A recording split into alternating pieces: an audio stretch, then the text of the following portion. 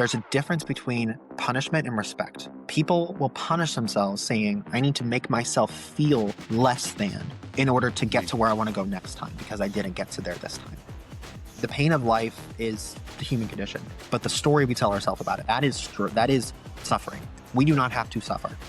It's not about avoiding the pain. It's about carrying it along with you and finding new ways to understand it, because we have those responses to things because at one point it served us. This is the Relentless Pursuit of Winning podcast, where we are here to educate, equip, and inspire people to build extraordinary companies. We're so glad you're here. Don't forget to like, subscribe, and hit the bell so you can get updates every time we drop a new episode. Now let's get it started. Hey guys, we are back at the Relentless Pursuit of Winning podcast. Welcome to another show. So glad you're here. In the studio today, we have Bradley Rausch. Bradley, how are you? Hey man, I'm doing really good. Thank you for having me on. I'm excited. Cool. We're going to talk about something that's kind of personal to me today. As an entrepreneur, I've been doing this for about 30 years. And one of the things that I've always had to deal with was mental health. And the worst part about it is I didn't really know about it for, quite a long time. So we're going to talk about that. Bradley's got a great history. You're going to love this show. So make sure you buckle up, hang on, and let's get to it. Bradley, do us a favor. Would you mind introducing yourself? Yeah, absolutely. Well, I feel like every time I get asked something like that, I'm like, okay, I have to give like dual perspectives of I run a consulting business right now. I'm very obviously an entrepreneur for the past 6 years. I work with founders usually between about 1 to 5 million to help them just build out better systems in the business, better testimonials, better referrals on the back end, get better quality clients on the front end, and then eventually elevate them out of the day-to-day of the business. And so that's what I do on the business side. On the personal side, I run a podcast called Redefining Growth, and got about 25,000 followers on Instagram, focused on content around mental health, not specifically for entrepreneurs, but a lot of it does overlap, of course. But my story and reason that I create that is honestly, selfishly, the biggest way that I learn has always been by advocating for and teaching others. And so I'm like, I gotta put myself in a position where where it's forcing me to level up by forcing me to advocate for it. So quick backstory on that side of things is, growing up, had a pretty severe panic disorder. Again, as you know, as we talked about, Rick, more than happy to get into any of this, whatever kind of peaking things. I'm super open about this, but I had a really, really bad panic disorder. Most days would be difficult to even get out of bed, to be honest with you, just bodily pain and everything. And reason for that was very unhealthy relationship with a member of my family. My mom actually since have done a lot of healing and we're on speaking terms and everything is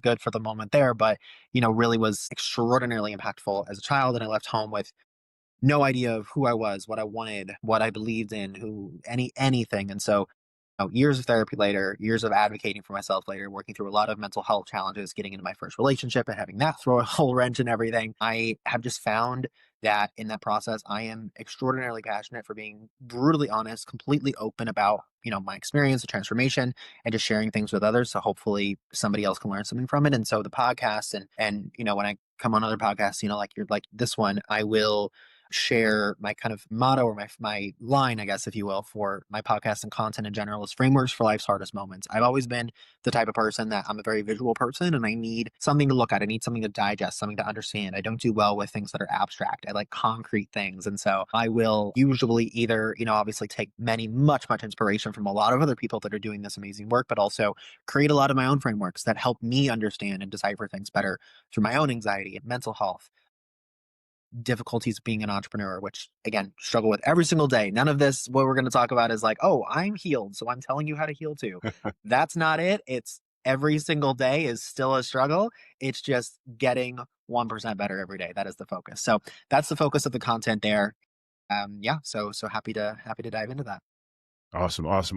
What is one thing you want people to get out of listening to or watching this show today? Ooh, that's a really good question. As it relates to anxiety, a term I like to use is just personal excellence. I think personal accountability, holding yourself to a standard that is maybe above or maybe just, subjectively above, what maybe you see others in your circle executing on. You're saying, listen, I want something more for my life. I want something greater for myself. If you've ever said that to yourself, I think one of the things, I'm sure we'll get into many more, but I think one of the things that just stands out for me that once I started wrapping my head around this, that pursuit not necessarily became easier, but became more understandable, which is pain is required, but suffering is not. I talk a lot about pain and the stories that we tell ourselves about that in my content. And the pain of life is the human condition. That's what we got. That's required. But the story we tell ourselves about it, the suffering behind it, the reason why we stay in pain, the reason why we, are constantly in conflict with ourselves and feel like we can't build any momentum, that is suffering. We do Yeah. not have to suffer. It is our Yeah. perspective around pain that either enables us or disables us to suffer because of that pain. And I think taking ownership and accountability of that for me has just been a huge breakthrough. And again, continuing to do more so every single day. Wow, wow, wow. That's those are pearls, man. I love that. I love that. I got to be honest with you. I mean, that's something that I think I just probably recently learned in the last 3 5 years. I have clinical depression, and my story was, and it was really weird. I had lunch with someone I went to college with like 20 years ago. Well, I went to college with her 20 years ago. We had lunch a couple weeks ago. Right? And we're sitting here talking, and she's telling me I had clinical depression. She's telling me how I'm showing up, and I'm just like, I had no idea. You know what I mean? Nobody, there was no label around, hey, you know what, dude, you're depressed. You're not acting like a normal person or whatever. You're not responding to things in the way that people normally do. I ended up dropping out of college. I didn't know what was happening. I went in the military, and did my stint there, and then eventually they were like, "Hey, you know what? We're going to give you a discharge, because of my condition," which again I didn't know much about at the time. So, I mean, how did you find out that you were experiencing, mental health disorder? I can always remember from a really, really, really young age thinking, this isn't normal, but I don't know what is. Yeah. It was this kind of juxtaposition of saying there has to be something more. There has to be something else. There has to be a key that I'm missing here. But I didn't have any clue or really any support in figuring out what that was. And so it was almost like settling for the explanation of what my life was. But in the back of my mind saying, "Oh, I'm going to figure this out one day." And it was really really interesting because looking back now, and I'm a huge advocate for therapy. Huge Hmm. advocate for therapy. I think honestly, I am a firm believer this will obviously never happen, especially with the way the government is today. This will never happen, but I think it should be covered under everybody's everything, insurance, everything. Everybody gets at least a once a month therapy session. Everybody, just everybody, because it is Yeah. just the best thing. But when I was younger, looking back now, of course, having very little kind of perspective over all of this and understanding of the bigger picture of what was really going on. I started therapy when I was seventh or eighth grade, I believe. So, Oh 13, wow. 14, something like that. And my parents put me in it because they were just like, we don't know what to do with him. He's a total emotional wreck. And I'm like, yeah, I am. And so started that. And what I realized is that for, that period of time, say the next 5 years until I moved out of my parents' house, what I realized is that looking back now, that process, that therapist I worked with, was one therapist, her name was Donna. She was amazing. What she was trying to help me do was survive because I had to stay with my family. I had to, I mean, what am I going to get emancipated at 16 with a panic disorder? I can't even like function by myself. What am I going to like? It's it was about survival, and Wow. so that was the key, which is it was focused on making it was focused on not necessarily positive change, but Hmm. making it less negative was the focus Hmm. there. What was Hmm. really interesting is that I realized looking back now, whenever I was able to remove myself from that dynamic, that situation, I did need to cut my parents off for about a period of 3 to 4 years. We reconnected and we're on good terms now. But leaving that dynamic and then, starting with a new therapist, I moved cities. So starting with a new therapist there, of course, and everything. And that was more about thriving. That was more about taking a baseline and turning it into something positive, turning it into something greater. And so that was just a really, really interesting shift. I'm just like looking back, I'm like, it's not that the work I had done when I was still a part of the dynamic wasn't useful. It was insanely useful. It's just I always had pictured it being like, oh, I'm gonna solve this in 60 days, 90 days, and then it'll be done for like, no, it's not the way it works. And so that was just a really, really interesting kind of flip. But I mean, in terms of when or how I realized, again, I think it's always been something that I knew there had to be more. I knew there had to be something else. Yeah. Don't ask me what it was, but it was like I knew there was something else. Wow, wow, wow. That's great. You started early. I didn't start a therapy, I think, until after I was probably out of the military. My first therapist, I mean, she was, kind of like you said, it was just kind of, just keep everything, moving, talk therapy. And it was like, okay, this is fun. Okay, I had enough of this. My second therapist, though, and I know you can speak to it, but my second therapist, really came with tools. Mhm. And she was like, "Okay, these are the things that you do," cognitive behavioral therapy, which was gold for me. I mean, it was a complete game changer for how I was looking at life. And then, I got, my medication, got myself into a rhythm. And it's just like, okay, to be honest with you, I mean, I get depressed and I just kind of, at this point, I've done it for so long, I just kind of waited out, you know, and that's, the beginning of my framework. It's like, okay, this will be done tomorrow. I mean, what's so you work with a therapist. I mean, what are some of the outcomes you had with your therapy? Oh gosh, how much time do you have? No, I'm kidding. There's a couple just to kind of speak in terms of tactics and very specific kind of pinpointed changes I think might be most valuable. There's a couple that come to mind. So one is and I've had at this point I think four gone through four therapists, moving cities or one was retiring, stuff like that. Um, it's one my I will say so sorry to the one I have now. Obviously, she's never going to listen to this. Sorry to the one I have now, but she is not my favorite. My favorite one had to retire. Her name was Stephanie, and she had this amazing, amazing, amazing way of understanding neuroplasticity. And neuroplasticity, for anybody who doesn't know, is basically our body's ability, our brain's ability to rewrite belief systems and pathways and thought processes in our brain. And it's a very like chemical, clinical process. And most people are just like, oh no, I just choose to do this other thing instead. And it's like, no, there's a whole crap load of stuff that's going on behind your brain that's firing in your brain in order to get you to actually do the thing and do it consistently. The way she described it to me, and I will forever love this and forever credit her for sharing this, is if you think about those toys we have as a kid, where it's like the little wire toys, where it's like you move the little object from one piece to another. Maybe the wire goes up here and then it goes around and then you move the piece down and then maybe this one goes in like a swirl and you move it down. You know what I'm talking about? Yeah. So if you think of your brain like that, these wires have been indoctrinated into your head. They have been cemented in your brain for the last God knows how many years. That is what you were nurtured to believe, to do, to say, to act, to feel. Hmm. And rewriting those essentially means you are choosing for another way for that piece to fall down. You are making a new wire. You are building a new path. And so if you think about it in the way of like this this object is falling down a certain thing. I want it to go this way, but my brain is telling it to go this way. It's literally the matter of pushing and budging that wire to move and go a different direction. And it's Yeah. like, you know, credit to the analogy. It's like how easy is that? I mean, obviously, if you're a kid sitting there like 3 years old, a lot of strength. It's very difficult, but it's like moving that wire to a different spot or making that thing go down a different way at first is so difficult, so difficult. Hmm. But then again, credit to the analogy, over time, it does become easier. And the key is the goal of negative thoughts, the goal of difficult feelings, difficult whatever we experience. It's not to get them to go away. It's to get them to become quieter. And that Hmm. was again a really big unlock for me. So I would say this is probably number two. Is a really big unlock for me in that I was always thinking, oh, how can I get this to go away? I never want to think this again. I never want to feel this again. I never want to experience this again.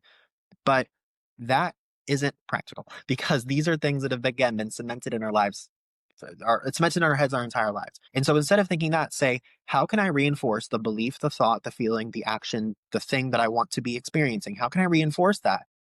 So much so to the point where I can still identify. It's still easy for the little object to flow down this side. I can see it's still there. Maybe I don't Yeah. use it as often anymore, but it is still there. But I now prefer. I now have the evidence for how I can do this thing that I actually want to do instead. So don't ask for the thing to go away. Don't ask Hmm. for that to move. Don't ask for it, you to never do that again. It's about making the one you want to do. It's about making the action you want to take, the feeling you want to have become much more effective, much louder. And like this is Right. why people will sometimes go, you know, 10, 20 years. And then all of a sudden they wake up one day and they're like, something triggers them or they experience something and they're like, I haven't acted this way in 10, 20 years. I haven't felt like this in 10, 20 years. Why is this happening? It's because you always have the ability to act, to feel, to think in a way that you have felt, acted, or thought before. It's Mm. just the choice of feeling and doing something new moving forward and then cementing that. But that old pathway, it's always going to be there. Yeah. Wow. Wow. I didn't. That's interesting. I did some work with like neurolinguistic programming, and some of that we had some of the same conversations. There were certain beliefs that I had about, how I show up in the world and that sort of thing. And so we worked through, using those different tools to, I don't know, make me think differently. But, as I think about it, I think I would have to say that, like, even shortly after the experience that I had, there were things that were, kind of still popping up. And like you said, it was like, I had to really work to rewrite some of my thinking, some of my beliefs. And I'm, absolutely, thrilled, that I did it, because there were, certain obstacles that I was just, just bumping up against the wall with. So that's awesome. So you did the neuroplasticity work. What other did you enjoy? I think as kind of a general thought on therapy, therapy for me became much more enjoyable and much more realistic, I think, as well as another word, when Mhm. I began to understand the fact that sometimes there is not a plan forward. Sometimes there is not a next step. Sometimes there's not an action item that you can do next to help move down the thing. Sometimes you are literally just in the forest, no path forward, trees and moss and animals all over the place, and you don't know where to go. But the point is, sometimes you have to be there for a certain amount of time before something makes itself available, before a path forward makes itself available. And I didn't understand that for a really long time. I struggled at first very much with therapy because, again, I am a very action oriented person. I'm a very game plan, vision person. I like to have steps, I like to have roadmaps, frameworks. And I struggled for a very long time in therapy because I was always asking, I'm like, what do I do next? I was always willing to do whatever it took. I'm like, you want me to go climb Mount Everest? You're telling me that's how I can solve this? Great, I'll go do it. Give me a backpack. Let's go. Like, I was always willing to do it. Uh-huh. But once there wasn't always a way forward. Sometimes it was literally just a matter of sitting there and seeing what comes up, sitting there, waiting for something to appear, waiting for a realization to happen because they couldn't do the work for me. I had to do it myself. And there's not always a next step.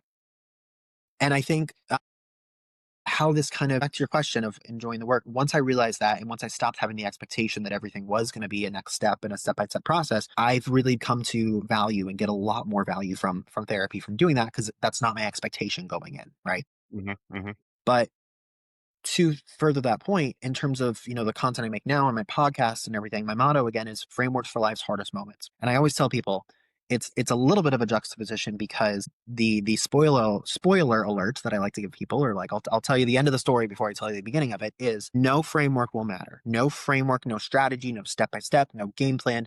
None of it matters if you don't have the ability to trust yourself when there is no next step. That is the key. That's the key to everything. And it's like when you don't know what's next, when you don't know what to do next, so at least again for me and the people who kind of resonate with my content, it's very action oriented. I can give you, and I use on a daily basis, so many frameworks, so many strategies. But in those moments, and they happen quite often, in those moments where they're not quite fitting, where it doesn't make sense, where you're faced with a situation that you don't have a game plan for. Your ability to fall back on the trust you have in yourself and the resilience you have in yourself makes or breaks you. And so not only do I encourage people to build the muscle of strategy, but build the muscle of resiliency, Yeah, competence, and trust and confidence within yourself. yeah. They're both just as actually, oh no, I was about to say they're both just as important. That's a lie. The trust in yourself, that is most important. Yeah, yeah.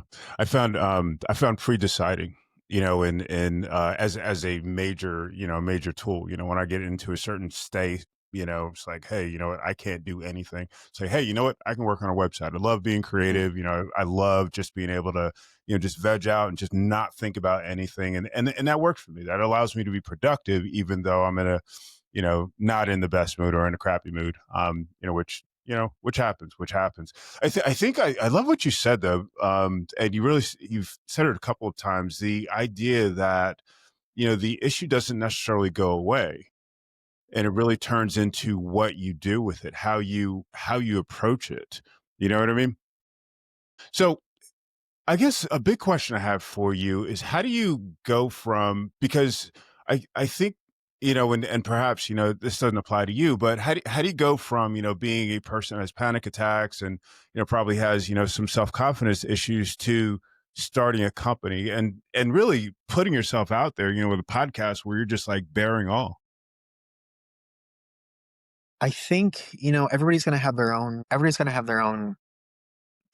story, their own, unique experience. I could easily sit here and go through. It's like, oh, okay, age this, I did this and this and then that and this, da, da, da. Happy to do that. I think this, just to go in a slightly different kind of direction. I think perhaps the more valuable thing might be is actually sharing one of my frameworks. Is actually the first one that I came up with. It's called the CRAF method, and this is for how to build the confidence and the belief that you can do something when you don't have any proof that you can do it. And this was born out of my kind of desire. So this was my first podcast episode, and this was born out of my desire to really advocate for and give more context to a lot of what was happening on social media. It still does happen, which is people will say, you see the motivational, inspirational things of people talking on the stage with the violins and the music in the background saying, you don't have the proof you can do something, go make the proof. And I'm like, I'm sorry, I'm sitting here and I'm like mid panic attack, no self-confidence, no idea what I want to do. And you're telling me go do the thing I have no idea how I can do. I'm sorry. If you're anything like me, that don't fly. I need something more than that. So that's where I was like, okay, let's take the next step. And so it's called the craft method. Each one of those letters in the word craft, CRAFT, stands for something. So again, this is how to do something when you don't have the belief or prior proof that you can actually do it. The first one is commit to a time horizon. A lot of people will, when they go out to set out to do something, I was a personal trainer in the past, so I use a lot of fitness examples. When people will go and set out for a weight loss goal, they'll go to the gym, they'll work out for a day, they'll come home, they'll weigh themselves, and they're like, oh, I expect to lose 5 pounds. No, nothing's going to change. And then what they'll do though is they'll allow the fact that they didn't lose 5 pounds that first day to dictate what they do next. It's like every single little thing that happens as a result of what they do, they use as directives for what they do next. But Hmm. the problem with that is that then you're always going to be swayed. You're never going to be consistent with what you do, and you won't actually get to where you want to go ever. So commit to a time horizon. Maybe you need to start out with 3 days. Maybe for 3 days, you go to the gym regardless of what the scale says. And then you see what happens. You see how you feel. Will there still be any change in the scale? No. But you can look at the other outcomes of how you feel, what is changing. Hmm. Maybe it's a week, maybe it's a month. Whatever you need to do to commit to a time horizon and do not allow yourself to renegotiate the rules, the game Hmm. plan within that time. Because will you get to the outcome you want within that time horizon? Maybe, maybe not. But even if you don't, now have information. You now have raw, concrete information for what is possible within that time horizon. And then you can set the next one based on the information you've gained there. So one Right. is commit to a time horizon. Two is reveal not only your goals, but your actual steps. So this is R for reveal. If I want to go to my friend and I say, hey, Timmy, I'm going to go build the next Google. I'm going to go build the next, multi-billion trillion dollar thing. Timmy's going to say, great, awesome, go do it. Timmy can't come back to me next week and say, hey, Bradley, did you build the next billion-dollar thing yet? It's not how it works. Timmy can't hold me accountable to building the next Google. What can Timmy hold me accountable to? He can hold me accountable to the small micro actions I'm taking on a daily basis to get there. So I can say, hey, Timmy, I'm going to go build the next Google. This week, I'm going to work on getting my first couple social media posts up. I'm going to get half my website done. I'm going to get my LLC established. Great. Timmy can come back to me next week and say, hey, did you do this? Did you do this? Did that? He can hold me accountable to that. So reveal not only your big goal, but reveal the action steps you're getting there, you're taking to get there. People Hmm. can hold you accountable to that. Hmm. The A is act with curiosity, not criticism. I use a gym example a Like lot for that. this one, where people will say, oh, I'm on the 10th rep of something, but oh, the 11th rep is really, really hard. I don't know if I can do it. Oh, it's going to feel horrible because I've never done it before. You don't actually know. You've never done the 11th rep of this exercise. Well, you don't know what it's going to feel like. Maybe you do it and maybe it's going to feel awesome. Maybe it feels horrible. You don't know. Like, you have no information. So don't pretend that you know what it is just because you're scared of it. Act with curiosity. Don't criticize yourself and don't judge yourself. And then the fourth one is craft is frame if then plans. And this is kind of like what you were saying of like, tell yourself, what to do. You have a situation where you know that this might be a roadblock for you, this particular thing. You know that, on your track to get to a goal, something might happen, or you've done something before where you kind of fall off the wagon or whatever. Make a Mm. plan for what happens if and when that thing happens, right? Yeah. What are you going to do to get back on the wagon? What are you going to do to not punish yourself, but instead just to stick to the plan, commit to the plan? And that kind of helps safeguard you. And then the last one, most importantly, I'd love to end with this one, T, which is tolerate short-term discomfort. We always think that, again, going back to the gym example, we always think that we go to the gym and it's going to feel amazing. We go and we're going to lose 5 pounds. We go and we're going to, the first time it's going to be like, oh my God, like, why haven't I done this before? I'm breathing so easily. Like, no, you're going to get on there. your breathing is gonna be, you're gonna get on the treadmill, your breathing is gonna be horrible, you're gonna get off of it, you're gonna be lightheaded, you're gonna be really, really hungry, you're gonna go home, you're gonna want to eat all of the crap food that you have because you feel awful about yourself. Like, it's gonna feel like shit. So don't expect it to feel good. Don't ask for the situation, the fact that it will feel shitty. Don't ask for that to change, but demand that you become more capable of handling the shitty feeling. And Yeah. I go into this a lot with podcasts and stuff, but essentially it all really, really comes down to this as the baseline is expecting that your situation or the change itself will be easier than it will be easy is, I think, a mistake in 99.9% of situations. It's demanding that you become greater Yeah. instead of using the same capacity for handling negative feelings, because let's see how that worked out in the past, not very well. Increase your capacity for handling negative feelings. Take the square footage, make it bigger. Take your Yeah. brain, make it bigger, increase your ability to handle the negative things. And I think that in and of itself is just a superpower. So that is the craft method, kind of going back to, again, how to do something when you don't have. I love that. I love that. I love that. I was you'd have been proud of me in the gym yesterday. I picked up some weights and I'm looking at them and I'm like, wonder how this is gonna work out. Yeah. And then I pushed through, I was just like, all right, this is amazing. This is amazing.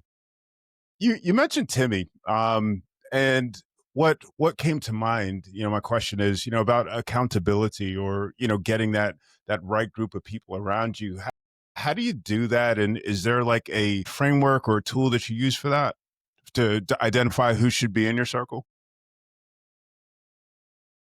I I will absolutely admit before I get into this is actually something, again, as I said at the beginning, I'm not preaching from a high pedestal here in terms of saying, oh, I have it all figured out. And so this is how to do it. No, this is something I'll put it this way. I'm actively open to new perspectives on. And of course, I'm open to new perspectives on everything all the time, of course. But this one, I'm just like, I wouldn't say I'm actively seeking new information, but I don't know. I've been in a couple situations lately where this has not worked in a certain way that I wanted it to, or things like that. And I'll explain what I mean. So, the concept that I've used, that I've used as a benchmark for this for the last several years is, does my association with this person make me become more of the human that I want to be? And the reason why I say I'm like kind of in this thing where I'm like, how do I want to shift that? Do I want to shift that, etc., is because what I realized is that's slightly more transactional it than I thought it was originally. I had a friend point out to me when I was sharing that. I had a friend point out to me, it's like, you know, isn't that a friend I trust his opinion implicitly? Um, he's like, don't you feel like that's a little transactional? Don't you feel like that's a little kind of along the lines of like you're, using the relationship, so to say, to thing? And Mm, I'm like, I never thought of it that way before, honestly. Because again, entrepreneur, I've been doing this for 6 years. A lot of kind of my mindset does revolve around business and, transactional kind of things and very black and white relationships. And personal relationships are not black and white. They're all gray. And so I do think that is a concept that I've always believed in. And I don't see myself changing the concept. I'm more saying I am, actively kind of pursuing or looking for a perspective to add to that, I'll say. Because I do believe I don't want to be around somebody who is not going to help me become more of the version of myself that I have already predetermined that I want to become. But then on the mm. flip side, I don't want somebody else to be around me if I'm not also helping them do that for themselves. So I don't know. It's just it's something that I'm open to. But I mean, I will say again, I don't see myself swaying from the kind of the, again, the goalpost of that as a general thing. Just working on adding to it. Yeah. Yeah, I got you. Do you see yourself as, I don't know, as one person, or do you see yourself as like there's a human side of you that deals with everything personal and then the other side of you that deals with business? What's your take on that? That's a really good question. At first, early on in my business journey, I tried my hardest to separate them. Because it was what everybody said I should do. It was what everybody said, it's like, oh, if you're not in a 9 to 5, but if you work on things all the time in the evening, then you're never gonna have any personal life, and then you're gonna burn out. But then of course there were also some people on the flip side of that said, if you don't work in the evenings, you're never gonna get as far as the people who do work in the evenings and weekends, etc. So obviously there's a ton of voices out there and everything. I'll just share. I mean, for me personally, what I have found, and again, it's personal, so take it with a grain of salt. Take what you want, leave the rest. Like this is a me thing. This isn't necessarily something I'm like advocating to the masses. What I have found works best for me personally is I operate on more of a I operate on I guess you would call it more of an honor systems of sorts, meaning that there are of course things that I do on a weekly, daily basis. Of course, that means, shit needs to get done. Of course. I would say more often than not, I'm working 40 plus hours a week. Yeah, absolutely. Is it, varying hours? Sometimes I'll do early in the morning. Sometimes I will, take the morning, go for a walk with the dog and won't start till 9 or 10. Like, it's, varies, but there's always that baseline amount of things that get done. Then as far as the discretionary effort beyond that, I will really go with how I'm feeling. I will really respect where I'm at, my mental state, where my Mhm. head's at, what I can feel my body needing, etc. If I'm looking at a Friday, if it's 2 o'clock on a Friday and I'm revved up and I'm going and I'm ready to roll, I will work through till the evening, till the minute I go to bed. If it's noon on a Friday and I'm like, holy shit, somebody asked me to do one more thing, I'm gonna explode, I'm taking the weekend off. So I honor and respect I honor how I feel because, you know, I, I always, I love when people say they're like precious cargo. I'm like, yeah, like precious cargo. Like I just really, really want to respect where my head and where my body is at because I know how fundamentally destructive that can be if I don't honor that. And again, that's me personally. There's going to be people out there that are like, you know, oh, you're an asshole if you don't work at least 60 hours a week and da da da. People are going to beat you out. And sure, I'm like, they probably are going to beat me, and that's okay. I'm okay with that. But that's just how I've learned to operate. So. Was there a time when you didn't respect that? You just pushed through with the grind and you felt like, whatever coming on you and you're just like, I'm just gonna and then just end up in a bad place? I would actually say, um, short answer to that is actually no. If I'm being completely honest, I would Awesome. actually say it happened to me on the flip side. I have been through periods where I respected rather. I've been through periods where I think I was too soft on myself because this is I think a real issue, and this kind of goes back to the whole thing of like doing something before you're comfortable or have proof you can do it, and just like tolerating that short term discomfort or maybe even long term discomfort. I went through, I think, especially the very beginning of building a business, I went through a period where I looked at that short term discomfort and I said, there's something wrong with that. I said, Mhm. oh, if I'm in discomfort, I must not be doing this right. Like the Mm. fact that I'm in discomfort should be a red flag that I need to stop and start over. I need to stop and think on this for a while and da da da. Mhm. A skill that I think I am actively still working on, but I have also come very far with, is the ability to know what is discomfort because it's the right thing versus discomfort because it's the wrong thing to do. Not that there Mhm. are only ever, one right and one wrong things, but you know what I mean.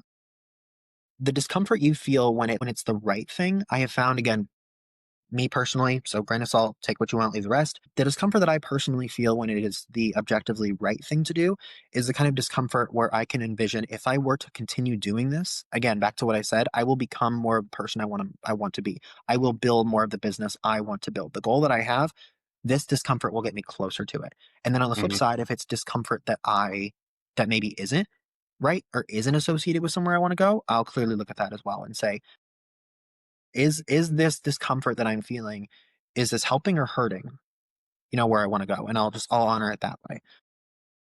But there was absolutely a time where I looked at all forms of discomfort as the enemy, as, oh, this feels like shit. So it therefore de facto, I shouldn't have to do it or I shouldn't do it because this should feel good. No, if anything, you want to look for the parts, you want to look for the things that feel the shittiest, but that get you closer to where you want to go. Yeah. So it's just kind of recalibrating that what I look for and how I feel, if that makes sense. Yeah, yeah, it does. It does. It does. I was thinking, I've spoken to some entrepreneurs that have gone, they've gone way too far. You know what I mean? To the point where, they've lost I mean, I come from the restaurant industry, so it can be terrible. And I'll just leave it at that. But, are there red flags perhaps that people can start to identify when they're starting to get into a place where they really need to stop and evaluate where they are and perhaps go get some help? And I know you said everybody should get a therapist, but have you seen things, just talking to other people perhaps? I know that you've had your own experiences, but So what comes to mind for this is Layla Hermosi has this amazing concept around burnout. And again, another reason I love the Hermosis is because, again, kind of along the same line of thinking of what I said about frameworks, is they're very, very tactical. They're very like taking this very abstract thing and turning it into something very easy to understand and very concrete, like A plus B equals C, right? So love them for that. And something that she shares is, so with burnout, again, she's like, this thing I think gets overused on social media and everybody talks about it, but nobody really knows what it means. And they use it as like an excuse to, just be lazy is what she says. And she's like, no, calling bullshit on that. She's like, here's what burnout is. So if you think of, four quadrants, and you think of where you're going and how you're getting there in terms of just a goal, whether it's building a business or personal development, whatever. Burnout is when you are operating in any one of the three quadrants that isn't going in the right direction and getting there in the right way. So you could either be good at going in the right direction, but not getting there in the right way, not getting there in a way that fuels you, not getting there in a way that makes you feel good in the process. There Hmm. is not going in the right direction, but getting there in the right way. So maybe the goal you have is misaligned with where you want to go. And then, of course, there's also not going in the right direction and not getting there in the right way, which is obviously really just royally screwing yourself. But she goes, burnout happens when you fall into any one of those three categories. And I really love that, because another analogy that she shares that kind of is along the same way, the same thought pattern, is her concept on relationships is, if you share the same mission, values, and hobbies, you will get to where you will build a very, very strong relationship. Statistically, you have a very good chance of being in a long-term relationship. So if you have the same mission, you have the same place you want to go. This isn't necessarily like, you know, you want to build the same thing or you want to be in the same industry. This is more just the veracity with how you want to get there. It's like, I want to work really freaking hard through my life, or I don't want to work so hard, et cetera, that kind of thing. You have the same mission, you have the same values, which means values are how you want to get there. So this is the pace I want to get there. This is the strategy I want to use to get there, et cetera. If those things are aligned, and then hobbies are just, she says, what you do along the way when you're bored. So if you have those three things in line, you have a strong likelihood of having a good long-term stable relationship. So back to the whole burnout concept, taking the mission and values component from the other analogy, you can think of the mission like the where you want to go, and the Hmm. values of how you want to get there. So the mission and the values of what you're doing have to be aligned. As far as how to make those aligned, that's an internal question that I think everybody has to spend time digging through. But if either one of those are misaligned, burnout can happen in some cases instantaneously. Yeah, yeah, yeah. It's a good thought. Very good thought. Very good thought. Probably one of my last questions. So I'm disciplined. I'm using the CRAF framework, right? And I've got my timeline. Okay. Burnout happens, whatever happens, what do we do? How do we get back on track after going through burnout and having to take some time off, or having to, you know, just whatever's happening? How do you get back on track with that? Because in my mind, it's kind of twofold. It's like, one, we're not going to hit our target, but two, there's a level of, I'll use the term, failure. We didn't hit the goal. So what do we do? What do you recommend? So I'm gonna answer your question with a question. What is preventing you from getting right back on track when you get off track? What's going through your head that prevents you from doing that instantaneously? I think it's the idea of failure. It's like, I had a goal and I didn't hit my goal. Oh, and that was very, being an achievement oriented person, it's just like, dang, I didn't do it, and so there's some reset. There's some reset that would have to happen. Yeah. Why is the fact that you didn't hit your goal preventing you from trying again? I don't, I think it's more the idea.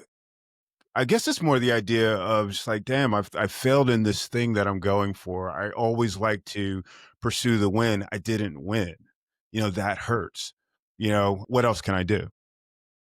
So you're punishing yourself. Yeah. Isn't isn't Brass the tacks, fact yeah. isn't the fact that you did everything in your power to get to the goal, but you didn't get there, isn't that punishment enough? That is. That is.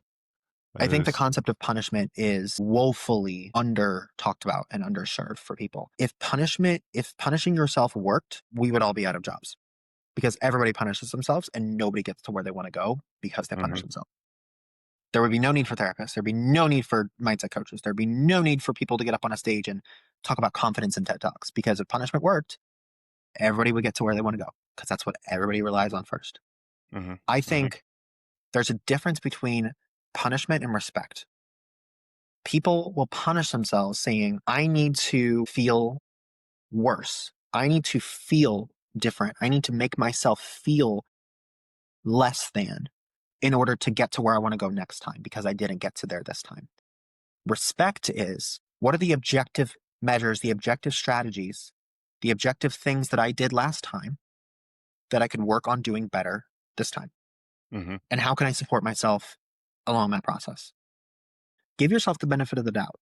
Give yourself the grace to say, I sucked at it last time. I didn't do it as best as I possibly could, or I now have new information that will allow me to do it differently this time. Mm. So I'm going to go do that. Yeah. Why is the fact that you didn't get there and you're beating yourself up about that? There's always going to be, of course, there's always going to be a layer of fear of failure and the lack of maybe confidence that comes with that, or the feelings we have around that. That's always going to be there, and that's okay. And I'm not saying that that's a bad thing. That fuels a lot of us. That fuels a lot of what we do moving forward. But why isn't that punishment enough? Why isn't that perspective change enough? Why do we feel the need to keep clobbering ourselves over and over and over again, thinking that something is going to be different? I mean, we're bordering along the lines of insanity here, trying to do the same thing over and over again without, well, expecting a new outcome. It's not the way it works. So change from punishment to respect. Change from punishment to, I'm not punishing myself for this decision. I'm respecting myself for the new information I now have because I didn't get this goal that will help me get to this goal faster and more efficiently the next time. Yeah, yeah. While we were talking, I was just thinking, it's there's that why factor. It's like, oh, if I hadn't, if I hadn't had a depressive attack, if I wasn't depressed for a day, I would have, made my deadline or whatever, and there's, there's definite frustration in that. And there's not, always something that can be done about that either. But it's just like, I still need to get back on track. I still need to get, get in gear and make it happen again. Yeah. I think another really good question that I like to ask people is, there's something, and again, I take this from Layla Hermosi. There's something really, really interesting about the question, how is this good? Because often when we think, when negative things happen, when a depressive or anxiety or panic episode happens, or we get bad news about our career or personal life or whatever, understandably, slightly because that's just, we're prone to it, but also evolutionarily, we have 10 million years of biology wired into us that says we should always be looking out for the things we should be afraid of. Hmm. Fight or flight response 101. Hmm. Mm, we we sit there and we look at all the reasons why it's bad. Try to come up with one thing, just one. I promise you there's way more than one, but just try and find one reason why that's good. One reason why the fact that this happened will actually get you closer to where you want to go, or it helped you understand a piece of information that will help you get to closer to where you want to go. Or even at the very least, it just gave you a new idea that will maybe give you a piece of information that might get you where you want to, like, just something, anything. And I promise you, for me at least, that has, in many more situations than just a couple, that has helped me bounce back much more efficiently. Yeah, yeah, I love that. A friend of mine always talks about, just the gratitude, just be grateful, for Yes. the experience because you get Yes. an opportunity to learn from it. I love it. I love it. I love it. Anything you want to leave our audience with? I think the biggest thing is kind of back to what I was saying about, the pain versus suffering. There's a hopefully somebody listening, there's a takeaway here of just, you know it's not about avoiding the pain. It's not about asking it to go away. It's about carrying it along with you and finding new ways to understand it. Because, whether it's depression or anxiety or panic or fear, those things were developed. We have those qualities, we have those attributes, we have those responses to things because at one point it served us. Hmm. You have depression. I have anxiety. I have panic because at one point it was developed out of our body's response, out of a fight or flight response to try and protect us from a situation that it deemed to be more dangerous than having a panic attack, than depression, than anxiety. So it was there to help us at one point. It was developed because we want to help ourselves. But Mm. the big unlock comes when I think people realize that you can rewrite the understanding of it. You can rewrite your understanding of depression. I can rewrite my understanding of anxiety and of panic to say, I might have needed this once. This might have helped me once, but I now trust myself enough. I now have enough respect and love for myself and confidence in myself where I don't need this around anymore. And I think a lot of things can open up because of that. Wow, great stuff. Great stuff. I absolutely love that. Somebody wants to check out your podcast. Where do they go? It's called Redefining Growth. It's on Spotify, Apple, all the things, and post on Instagram and on LinkedIn, just my name. Cool, cool. And if they need your help with marketing and that sort of thing?